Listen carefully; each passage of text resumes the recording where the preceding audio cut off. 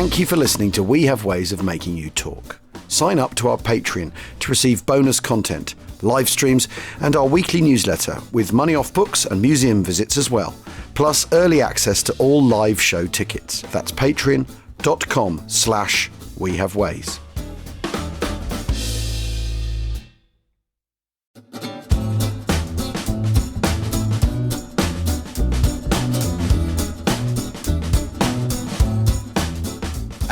Achtung! Welcome to We Have Ways of Making You Talk USA with me, Al Murray, James Holland and John McManus. And obviously, John, you're as keen as anyone else to talk about Masters of the Air because it's incredible, isn't it? It really is. And I mean, I've been looking forward to this for years. I love Don's book, obviously. And it seems like it's been about 10 years or so that this whole thing has been in process. And now to see it come out, the only frustrating thing is it seems like there's only one episode dropping per week. And my appetite is whetted for more. I quite like that. It's old school having it kind of, having to make you wait and stuff rather than sort of be a glutton on these things. I know. I mean, what I'm finding is I'm watching each episode multiple times, even though I haven't got time to watch one of them really at the moment. And episode 5, I mean, oh my goodness me, the monster attack, which, we've talked about on the podcast, Al, and yeah.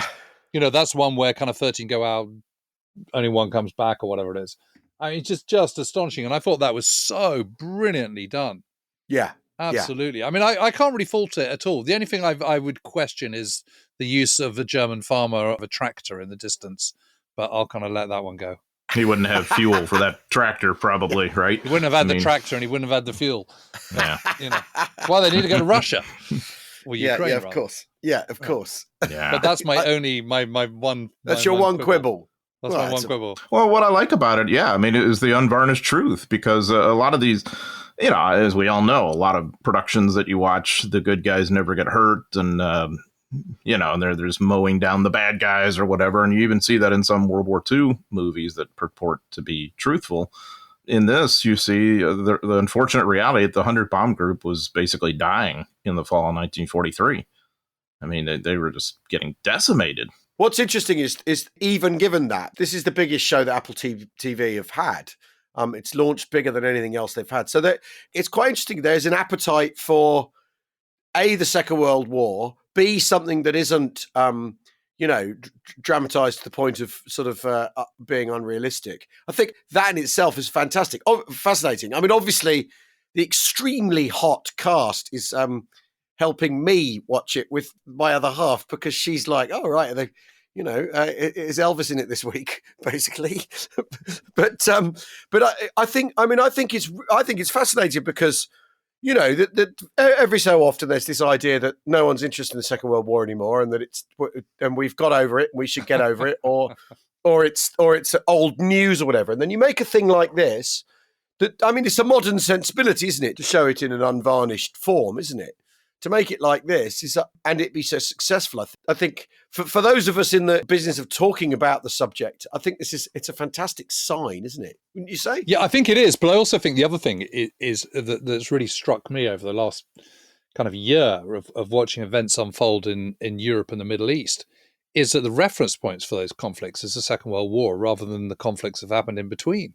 It's mass destruction of cities and towns. It's unbelievably wanton artillery fire. It's casualties on a scale that is absolutely indicative of the Second World War rather than the kind of sort of comparatively small casualties that have been experienced, certainly in the West, in conflicts in between. And here we've got this series which shows you in a completely unvarnished exactly those scales of losses and scales of destruction. And there's a kind of poignancy to this, I think, that absolutely wouldn't have been there when they were first conceiving, when John Orloff was first writing the script and first conceiving the whole series. It's got this added poignancy now, because of the time in which we're watching it. I mean, it's just, it's completely compelling, but also kind of sort of horrifying at the same time. Yeah, this sort of one-off in history where you actually had these bomber crews flying deep into enemy skies, suffering these kinds of losses without escort, at least for several months, is fortunately never going to happen again. And you really do see the human cost of this on so many levels. For me, too, it actually takes me back to when I was doing research for Deadly Sky, which was, I mean, God, it seems like ages ago because it was, but this was my second book. And I was immersed in this world. It was right around the time the Mighty 8th Air Force Heritage Museum opened in Savannah. And that place, I mean, you guys have been there, I assume. I have, yeah. I mean, it's just incredible on so many levels as a museum piece, but also from a primary source point of view in their archive. My God, the riches are there that were just amazing. And then going to East Anglia to the airfields, again, just kind of immersing into that world. It just kind of took me back into that mindset of what was about the least glamorous kind of warfare you can imagine, even though many perceived it otherwise. And I like that they're conveying that. Yeah, I think they're really capturing it, and they tackled it in the last episode, the 5th episode I saw, which is I think the last one that's aired here as well. Anyway, where they say we've got to do this now so that more people aren't killed doing it later. You know, that's the thing that's pushing them on to carry on getting back in the aircraft, because I'm wondering what would have incentivized me to do any of that. And the answer is not a lot. And yet they did. And they knew what the odds were. And until, I mean, the other thing is until there is escort, the prospect of escort fighters, which they don't know about, they're not conscious of, where's the light at the end of the tunnel? There isn't any. I think the other thing that's coming across very well, and you kind of sort of hinted at this really, is the kind of sort of random nature of the violence. And you just don't know who's going to get it and who's going to survive, and you don't know whether you're going to be able to bail out or whether your whole plane's going to be blown up. And and also the fact that of course that so many men getting wounded on their ship and still kind of getting back to base, but then in really, really big trouble. I mean, it's all of that is just conveyed brilliantly. And I've also thought the other thing is the kind of sort of morality of it, and the fact that you've got one of the crews sort of going, but we can't do that. That means we're going to be hitting civilians. And the other one going, who cares? Which is exactly how it would have been. Yeah, right. That's exactly right. It was so well done because there were crews who spoke up about the Munster raid, because it was really the first time the 8th Air Force was thinking in terms of, quote, dehousing German workers. In other words, killing German civilians, which wasn't supposed to be our concept, the daylight precision bombing and all that. I remember, one source I found, this was a guy who was in briefing, and he remembered somebody, one of the, a member of another crew, standing up and very emotionally saying that he was not going to fly that mission. And I like that they kind of addressed that, in addition to also after the mission, a guy riding back in the truck saying, they can't make me go up again. I'm not going up again.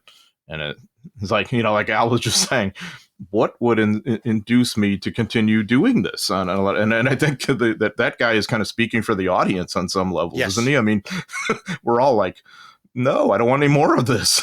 Yeah. I mean, I think that really, it's been interesting watching people. And the other thing, it's been quite interesting watching people online try and find fault with a couple of things with the program. One of them being there's no character development, but that's the point. People would come on your station, they'd try and chat up the girls in the coffee wagon, and then they'd be dead because of the complete random churn of the thing that was totally unpredictable and totally, I mean, as you say, Jim, random. That there's no rhyme nor reason to any of it. It also makes you sort of think about pilots who are aces. They're lucky, principally, aren't they? They have the good fortune to be in the right place at the right time, fire their guns in the right direction, generally, rather than necessarily having any particular knack for it. You know what I mean? When you see the fleets of bombers and those aircraft screaming in, I mean, how hard is it to miss? Well, it's easy to miss, it would seem, because some aircraft do emerge unscathed, but how hard is it to hit someone? Not that difficult, because plenty are being shot down. It's just the sort of, the fact that there is absolutely no structure or rhyme or reason to what might happen to you, I think is the thing really worth remembering. And it applies to all battlefields, doesn't it? You can be the sharpest man with the best field craft imaginable, but if someone 8 miles away with a long tom happens to aim a shell in your direction, it lands on you. Nothing you can do about that. Yeah, you're done. You're done. It's over, and it's completely random.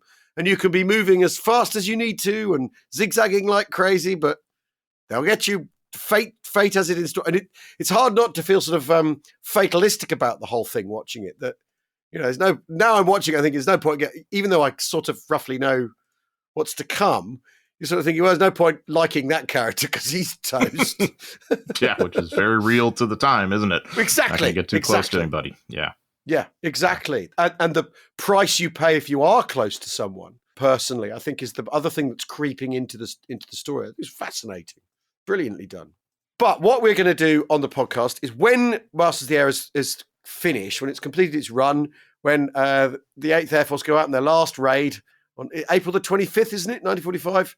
When they 20th, I think. Well, it's around then. When they've hung up their spurs and the program has ended, and I expect some people will have either made it home through escape runs or anyway, whatever. We will talk about the series in full on this podcast and give it the full turning over.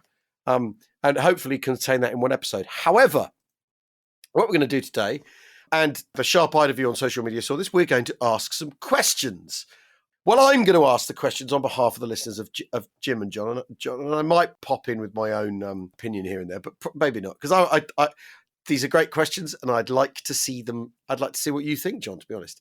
And the first question is from Rob Jones, and thanks everyone for sending these in, and there's a wide variety of stuff, and we aren't going to be able to answer them all, and maybe in We Have Waystar will only answer 2 of them. Anyway, Rob Jones asks, to what extent did the Second World War set the tone for US foreign policy since then? And do you foresee circumstances under which it might return to the isolationism of the 1920s and 30s? Has that started to happen in the last decade? If we're thinking of the broader sweep of like modern U.S. history, what we'll call isolationism, non-interventionism, America first, whatever you want to call it, has been a strain that's been there. It's just a question of whether it's predominant or influential at any given time. So, for instance, if it's the first decade of the 20th century, there's pretty much consensus in this country that we stay out of Europe. We're more interested in, the Far East and what's going on in Cuba and, so on and so forth. Of course, then you have World War I. And that's a kind of an outlier because there's profound disillusionment with involvement in Europe, of course, famously in the 20s and 30s. But World War II seems to KO isolationism, but it really doesn't, because it comes back after the war in the form of really drastically curtailing our conventional military forces in the late 40s. And then later, interestingly enough, during the Cold War, especially Vietnam to post-Vietnam, isolationism had a home in sort of the left-wing part of the Democratic Party, of saying we're not going to be involved in all these little Cold War hotspots anymore. We don't even believe in those missions. And it's odd because that was sort of the predominant strain for a time. But then as of the sort of immediate supposed post-Cold War period, early 90s, all of a sudden it comes back in a major way on the right. Pat Buchanan, I don't know if you guys remember this, when Pat Buchanan ran for president in 1992. And right there, you see a clash that is 30 years later still in the Republican Party between the internationalist Republicans like George H.W. Bush and the America Firsters, as we'll call them, like Pat Buchanan. And boy, this is certainly in play now on a major, major level. And it's dramatically impacting our policy in Ukraine. So isolationism is really alive and well, and it tends to be right now on the extreme left and right of the political spectrum, but especially the right, which maybe isn't so extreme in the sense of influence. I don't know. But it's a different kind of isolationism to the interwar isolationism, because America does have a gigantic military and an incredible capability at its disposal if it wants to use it, which is not the case in between the wars, where, and we've talked about this a lot on the podcast, of the way that the US military has to expand when the sort of green light's given to facing the fact there's a world crisis. So it's got a different flavour, hasn't it? Because there is a sense that, after all, NATO's American treaty commitment there, the new questioning of that is to me seems like the alarming bit. Oh, it's extremely alarming. Because as you say, it's come and gone. The appetite for involvement in the Balkans in the 90s sort of waxed and waned, didn't it? And both parties of both sides, as you say, the Democrats have dragged their heels from a global security perspective, and then the Republicans have too. And very often it's external actors that actually accelerate what happens in American opinion, isn't it? Rather than American opinion, perhaps. That there are different wellsprings of American opinion, and it's something happens, something comes from elsewhere and spurs America into sort of response. Like the Japanese at Pearl Harbor, exactly. Al-Qaeda with 9/11, and absolutely. And then there's a kind of inevitable disillusionment that sets in after our involvement in whatever wars we're happening to talk about. Even World War II on some levels, way back when. We forget that now. But obviously the 21st century Middle East wars. It's true, Al, that there is this enormous military structure and military industrial complex, but the sort of America first point of view now is let's pull back from pretty much all those military commitments. Why do we have bases in country X, Y, and Z? Why are we doing this? Let's have Fortress America right here because that's what really matters. And in that sense, it's remarkably similar to the 1920s of saying, well, we live here and there's the rest of the world out there and we have contempt for it and we're just going to hunker down here. You've also got the sort of recently outgoing head of the U.S. Army Armed Forces, Mark Milley, saying, the Indo-Pacific is where it's all at, and he fears for the next generation of Americans, currently teenagers, that they're going to be the next World War II generation. So it kind of depends on who you're talking to, but the direction all seems to be heading in active participation in kind of global conflicts and global trouble seems to be heading in that direction rather than Europe. But of course, it all depends on November and who wins and actually who's running for president by then. Absolutely. As you say, there's always been isolationism. There's always been internationalism. It just depends who's in government, really. Mm-hmm. So that in that sense, I think there's bound to be a showdown at some point between those two ideas that we can see the commonality throughout these periods of history, and including our own. There is bound to be a showdown as to whether we are going to uphold our commitments or whether we're not. And I mean, for every Milley, there's a Taylor Greene. Of course. So that's the unfortunate reality, in my opinion, as an internationalist, as an historian who's seen how bad things can be when the United States is not engaged. To me, we have to learn these lessons. But there's an eternal question with politics, though, isn't there? Is that, especially the sort of oppositional form of politics that we have here too, is that if one side adopts one position, the other has to adopt the other, doesn't it? In order to define itself politically and to give itself room for manoeuvre politically. And so much of British interwar politics with regards to appeasement and the post-war settlement and attitudes to Versailles and all that sort of stuff was very much shaped by the oppositional form of British politics. The Versailles Treaty is a product of a liberal government.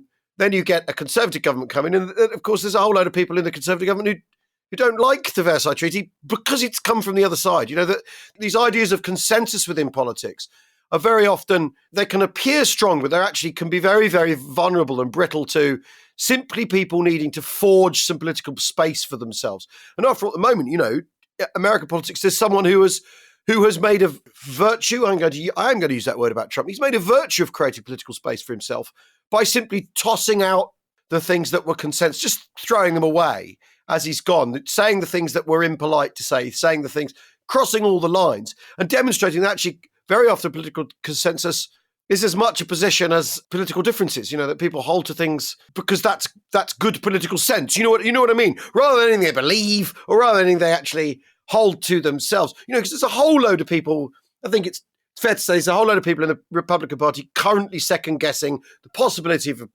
Trump presidency, which is why currently they're opposed to military aid going to Ukraine, even though that military aid amounts to money being spent in America on American high-skilled jobs in the armaments industry.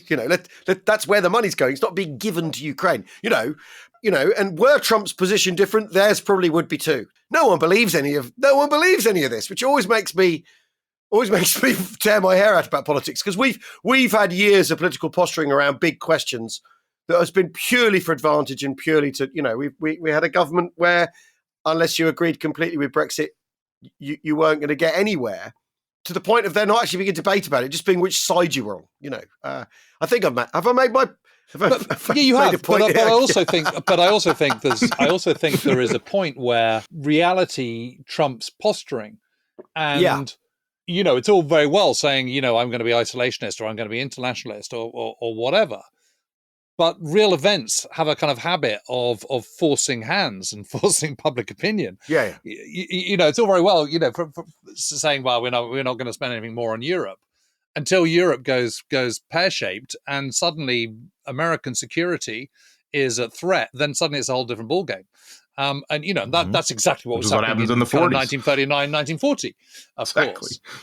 You know, and so you have this kind of sort of dramatic, the greatest political volte-face of ever, where Roosevelt goes from being kind of, you know, the New Dealist and ultimate isolationist to going, I want to have 50,000 aircraft built in a year, and you know, let's spend. So it's just, you know, and I suspect, you know, even if Trump gets into power and you know, suddenly the world finds itself in complete turmoil, and you know, the worst happens, I suspect America's not just going to sit back and let its Western allies kind of just take it. Well, I hope you're right. That'll affect the United States as well.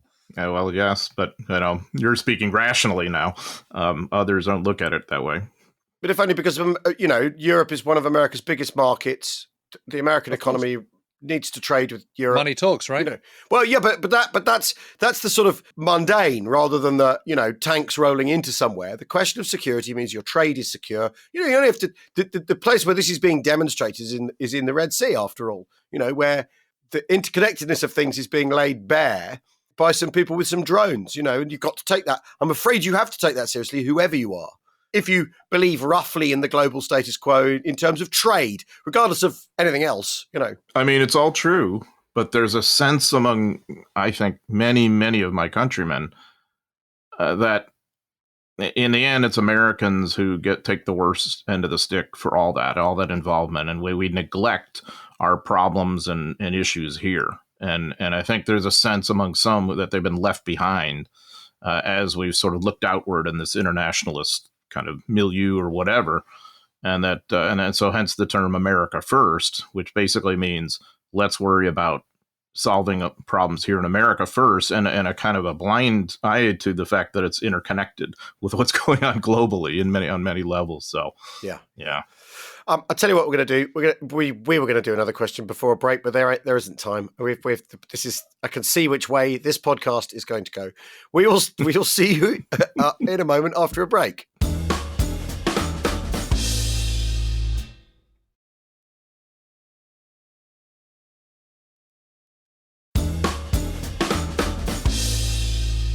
Welcome back to Weird Ways of Making You Talk, where we've manfully answered one question so far out of the 15 I have. I've gone round and round in circles.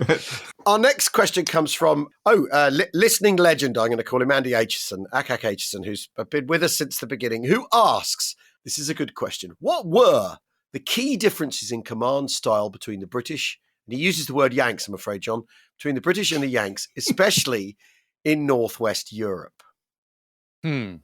That's such a good question. I would say it evolves as well, inevitably. It's not a straight line, is it? I don't think it is, but if I'm generalizing, the British style tends to be a bit more cautious, I guess, in terms of offensive operations. If I'm thinking professionally, I don't know that your career is much on the line in a battalion or regimental or division size attack in this sector and gaining 7 miles of ground by tonight as it might be in the U.S. Army, where your entire reputation tends to be bound up in how aggressive your division or your regiment or whatever is perceived to be. Whether it really is, I don't know. But there is the death knell for a career in the U.S. Army at that point is the perception growing that you're not aggressive or you can't, quote, fight your division. In other words, you can't gain ground. You can't, that you've always got some level of caution or whatever. You did not want that reputation. You could earn the reputation of being aggressive, and then later on you could scale back a little bit and have cautionary tales, and you could have that credibility, but you couldn't operate that way first. And I think maybe that's a little bit different, at least as I perceive it. But I certainly can say that's how it operated in the U.S. Army. I can think of a few things. I think first of all, I think orders from our starting points for negotiation a lot of the time coming down from the very top in the British in the British way of doing things. This is the order. This is what you want you to do. Then kind of discuss it. Come back with a solution. With an answer. Whereas in American Idol, it tends to be a kind of an order from the top is an order from the top, and you just get on and do it.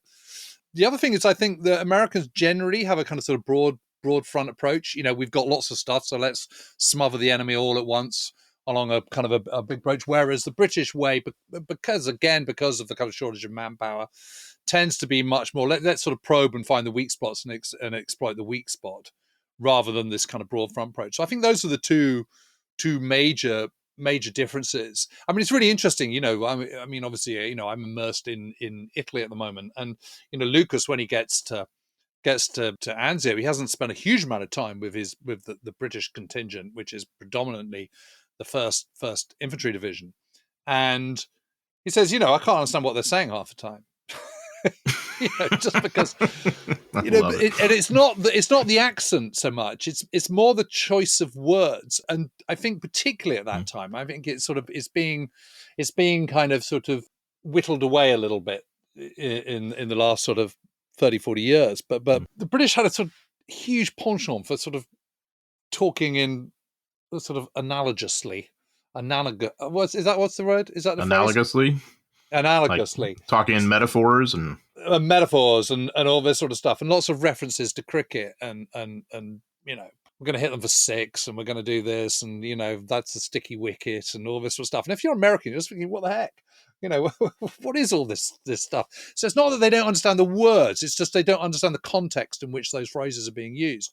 And I think there's a bit of that going on. But a lot of this comes from, one of the primary differences is that the British Army doesn't kind of shut down completely between the two wars, or not to the extent that the American Army, the American Army expands greatly in the First World War, goes back to normal in the Second. The British is kind of carrying on. It's not as big, but it's kind of carrying on, isn't it, Jim? And it's officer culture. It's officer culture resides in regimental traditions, even though those regiments aren't as old as they like to pretend they are, because they're all actually late Victorian inventions from the Haldane reforms and all that sort of stuff. But there's a sort of well of way of doing things that comes from that regimental tradition, which I think is sort of what you're talking about here. This shorthand, this language. Well, it's also there's sort of studied insouciance, isn't there?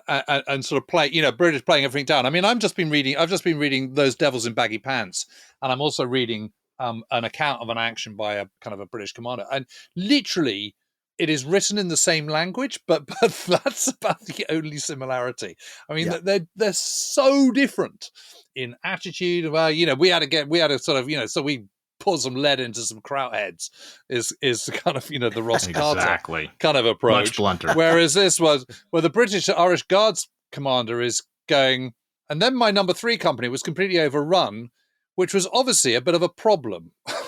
See, that's what it gets to the heart of the. One of the American soldiers said something, and I'm paraphrasing. He said something in effect. His perception was the British play themselves in a constant production, like an imitation of themselves. And what he meant is that kind of, like you said, that studied insouciance, sort of, and that penchant for understatement, and for many Americans, and I'm talking at the command level, but also the soldiers. Many Americans were enthralled by that and amused by it. It's so different than the sort of blunt American and really sardonic humor, too, the kind of black humor the Americans had. But some of them found it also really irritating, too, like when a horrifying battle would be referred to as a show.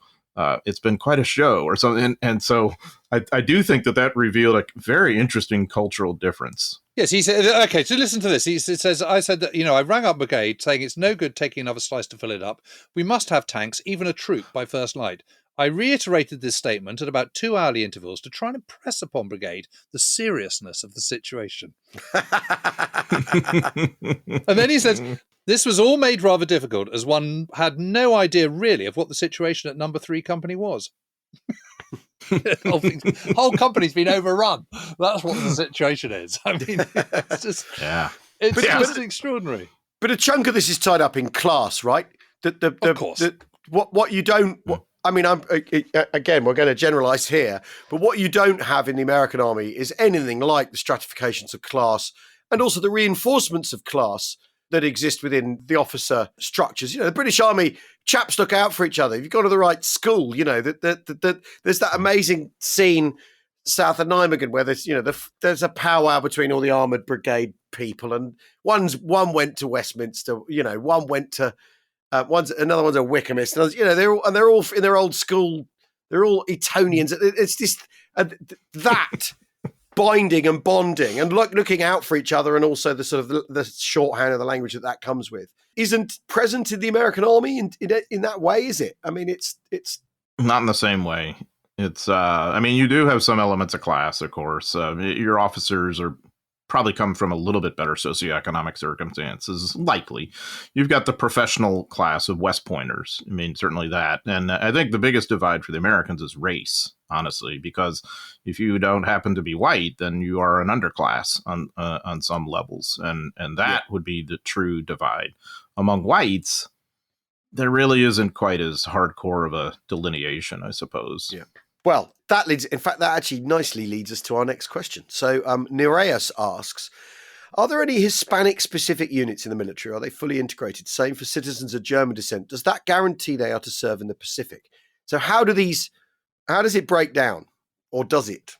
Yeah, great question. In a general sense, if you're Hispanic, basically you're almost considered to be white institutionally among the American Armed Forces, and you'll be integrated with everybody else. There are some exceptions. You've got a Puerto Rican National Guard unit, the 65th Infantry.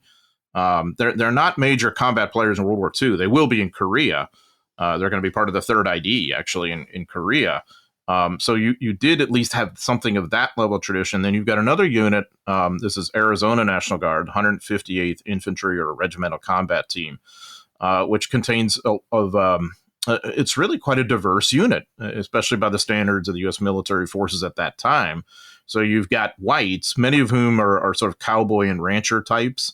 And then you've got many Mexican Americans, and you have many Native Americans, too, all serving in the same unit. Now, they serve in the Pacific as an independent regimental combat team. There is no, to my knowledge, any rhyme or reason that they're going to serve in the Pacific rather than Europe. It's just wherever they happen to be needed. But it's really quite interesting because there's no question that as a Latino, Hispanic, or whatever, you would not have had probably the same kind of social advantages as whites. And if you were Mexican Americans from South Texas, you were dealing with segregation, almost like Jim Crow. But the federal institutions that existed at that time would have looked upon you more or less the same as whites, and you would have probably been integrated per capita, I'm saying. Well, if you think about Audie Murphy's squad, there's a guy who's a second generation Pole. There's the Cherokee marksman. There's a couple of Irish guys. Mm-hmm. He's from Kerrigan. Yeah, Murphy's exactly. Obviously, Irish. He's really called Martin Kelly. He's Irish, and then there's obviously Murphy himself. He presumably comes from Irish descent. And that's kind of the classic polyglot of an American military unit at that time among whites and Latinos and Native Americans, I suppose. But if you were black, it was completely different. And that was another window into the reality for African Americans at that time, that they really were set aside in this lower caste and stigmatized on so many levels, institutionally, I guess, too. And I think they're quite resentful, understandably so, saying, well, anybody else can serve together like any other American except us. Why? And that's one of the things that leads to change. And what about citizens of German descent? What goes on there? Because nothing at all. It makes no difference. Yeah, you'll get some people who are actual German nationals, who are in play in the U.S. or very, very recent immigrant backgrounds or whatever, who, might run sideways with the FBI or whatever. But yeah, I mean, you're talking about massive numbers of millions of Americans who have German heritage by the 1940s. So now you're in with everybody else. Maybe you take some ribbing, I suppose, if your name was Heiner Schmidt or something, and you were a second generation German. But no, that's. It's and that's another example of what's happening in America at that time. If you were Japanese American, well, now you're in the crosshairs and quite possibly going to be incarcerated somewhere. Whereas German Americans, Italian Americans, seriously, no. No, not at all. Yeah, and you have that. You obviously have the 100th Battalion, the Nizai, Japanese Americans fighting with the Red Bulls. But yeah, it's completely different, isn't it? It's amazing. And if you're a German speaker, does that count for you? Do you end up more likely in an intelligence job? You probably would, yeah. And of course, you have famously, like the Ritchie boys and whatnot, refugees who have come here, and they're a real force multiplier for the U.S. Armed Forces in this war. People who have fled Hitler's persecution. But yeah, if you're a German speaker in general, one thing that's different about World War II versus World War I. In World War I, we had this kind of mindless sort of backlash against anything German, and so German language is eradicated from schools, and which is very self-defeating, of course. World War II, we don't have that. So if you were a German speaker, you were pretty valuable, and they were going to make pretty good use of you. Because, I mean, obviously it's different, but what happens in the UK with German exiled nationals tend to be Jews, is that first of all, you're interned as an illegal alien, and you're not allowed a bicycle, and you're sent to the Isle of Man and all this sort of stuff. Jim and I have just talked about on a trip we did to the National Archive. And then the next thing you know, you're meant to join up, but you're only allowed in the Pioneer Corps, so you're only allowed to dig ditches. So you've all these sort of, I've been reading an account of a guy who says, as a result, because we were all well-educated, middle-class, nice Jewish boys, there was, it wasn't a sweary soldiers unit. It was all very polite, and people asking each other politely if they mind digging a ditch or that sort of thing, rather than being yelling at each other. And then eventually it loosens up, and you get in the army proper. And you do find, by the last 2 years, and this is obviously partly a reflection of the manpower crisis the British are beginning to experience. It's like, well, we're going to have to use everybody. We've got to stop holding our nose about using these people, which is clearly how the establishment felt. And you get German Jews sprinkling in, and obviously they then become really useful because they can, persuade sentries that they'd forgotten the password, and then sneak up on people and kill them and all that sort of stuff. But it's interesting, isn't it? Because in America, you've got such a like you say, millions of people who are German, and yet millions of people who are German who are mobilized to fight for the US. There are some nationalists, there are some people who go home, but really, generally, it's they believe in America or something, or believe in what the US can offer them as citizens, or that they have a duty to. And I think that's really, really, really interesting, isn't it? As a sort it of is. And many and of course millions of those German Americans have roots in America that go back 100 years by World War II. And of course, so it I think in a way it's a microcosm for what is often best about this country, that on some levels we poached the best talent in a way from all these countries all over the planet that comes into our famous melting pot or whatever. And I think in World War II, we really realized some of the benefits of that, not just German Americans, but Italian Americans too. I mean, I think that's fascinating, that whole discourse of what happens with Italian Americans in the Italian campaign. So there's, and of course, Japanese Americans. I mean, that's maybe one of the best examples I could give. Jim mentioned the 100th. Of course, there's the 442nd Regimental Combat Team eventually, and then there's all sorts of Japanese Americans who serve in the Pacific and are, of course, hugely valuable as interpreters, as intel people, reconnaissance. I mean, whatever it would be. There's a lot of different jobs, Rangers. So it's really quite amazing. Right, Jake Hayward, who is one of our New Zealand listeners. He came to the last Warfest actually in his Anzac hat. Well, I think we nicknamed him the Anzac Cove. Anyway, he asks this, and we speak so rarely about our Kiwi allies. So, how did US soldiers in the Pacific get on with their New Zealand counterparts, e.g., on New Caledonia, Guadalcanal, Vella Lavella, etc., or at garrison in New Zealand proper, thinking the Battle of Manners Street? He says. Because, I mean, we've touched on some American-Australian relations, and obviously within the Duke setup, there's all sorts of push and shove backwards and forwards between the different elements of, it's particularly the Mediterranean, soldiers from the New Zealand armies and soldiers from the Australian army, and where they fit into the picture and all that. So what are relations like between Americans and Kiwis? I think they're remarkably similar to our relations with the Australians and the British in general.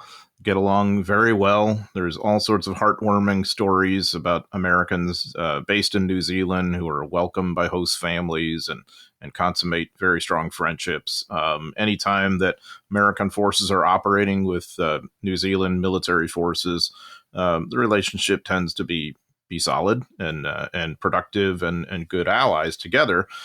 With, of course, the always obvious exception and caveat that we wear out our welcome pretty quickly when we start to take their women.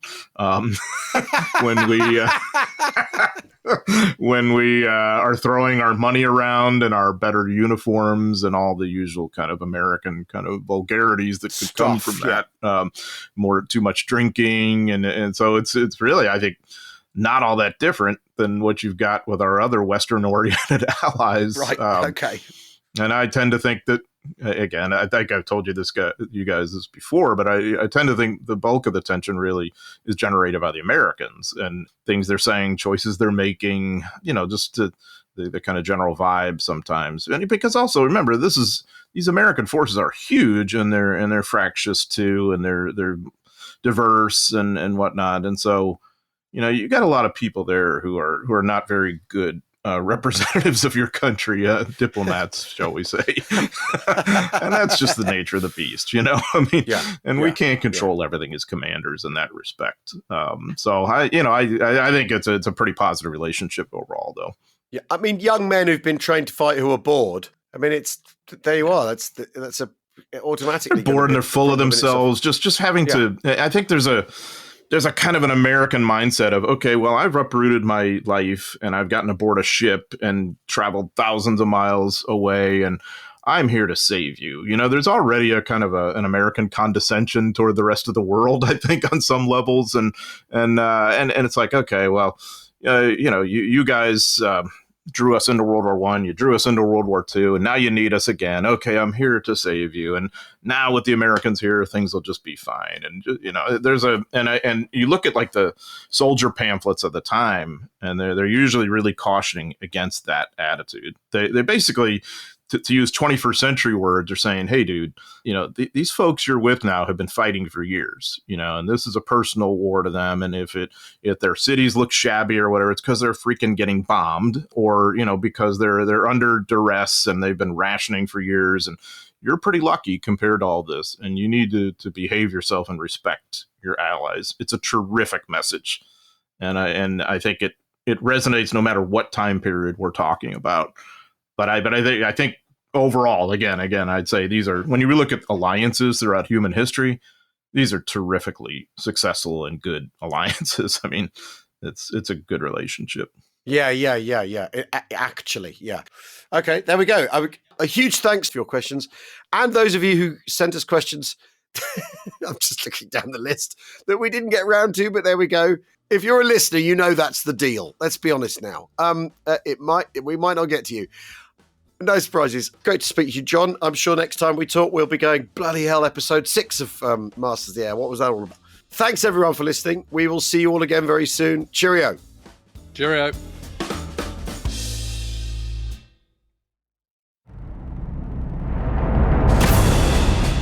Hello, Saul, David and Patrick Bishop here from the Battleground podcast.